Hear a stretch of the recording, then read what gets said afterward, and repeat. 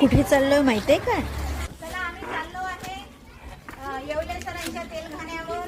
तेलबियापासून तेल कसं काढतात ते त्यासाठी आम्ही क्षेत्रभेट द्यायला चाललो आहोत. चला तर रोज भाजीमध्ये तेल टाकतो की नाही आपण, मग ते तेल कोणत्या कोणत्या बियांपासून तयार होते ते आपल्याला बघायचं आहे आणि ते तेल कसं निघते याच्यासाठी आज आपण क्षेत्रभेट केली. या तेलघाण्यामध्ये आपण भेटीसाठी आलो.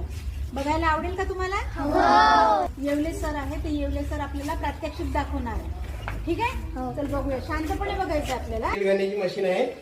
ही करडई आहे, त्याला आपण सबोला म्हणतो. याच्यापासून आपल्याला तेल निघते छान. पहिले आपण काय करायचं, याला थोडस पाणी लावावं लागतं या तेलाला. पाणी लावल्यानंतर मग ही मशीन चालू करायची. नंतर मग याच्यामध्ये करडई टाकतो आपण, बियाणं टाकतो. हे बियाणं याच्यामध्ये येते. इथे आल्यानंतर इथून इथं प्रेस होते. इथं प्रेस झाल्यानंतर हे ढेप जे आहे, खल, त्याला खल म्हणतो किंवा ढेप म्हणतो आपण. ती ढेप हे अशी येते आणि ही जनावरांसाठी उत्कृष्ट खाद्य म्हणून उपयोगात येते. इथे येते याच्यामध्ये. या डब्यामध्ये स्टार्टर आहे. हा बेल्ट आहे इथे लागलेला, याला बेल्ट म्हणतात. आणि हे सगळे मिळून हे सगळी मशीन झाली. इथं मोटार असते, 10 HP ची मोटार राहते, मोठी मोटार आहे. हे फिरवते याला. मोटारचं काम कोणतं आहे? या पट्ट्याला फिरवणे. आणि या पट्ट्याचं काम कोणतं आहे? बेल्टचं या मशीनला फिरवणे. मग आता चालू करतो आपण. ही आहे करडई नाही का? ही करडई आहे.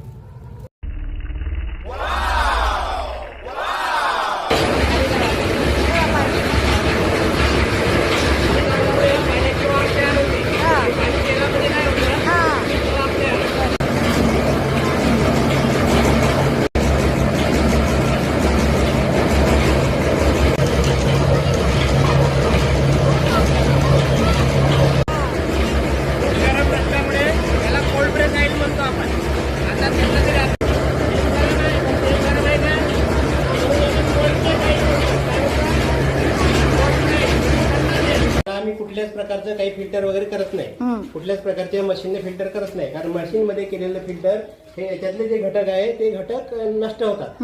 मशीन मध्ये ते जाळले जातात. इथं कसं आहे, साधं आणि हे आहे. त्याला काय करायचं, गाळ आता हा खाली बसेल. आम्ही एका अशा पसरट भांड्यामध्ये 24 तासानंतर ही बॉटलला आम्ही भरतो. समजलं? म्हणजे याला कुठलंच फिल्टर नाही. येवले सरांनी तेलघाण्याची सविस्तर माहिती दिली.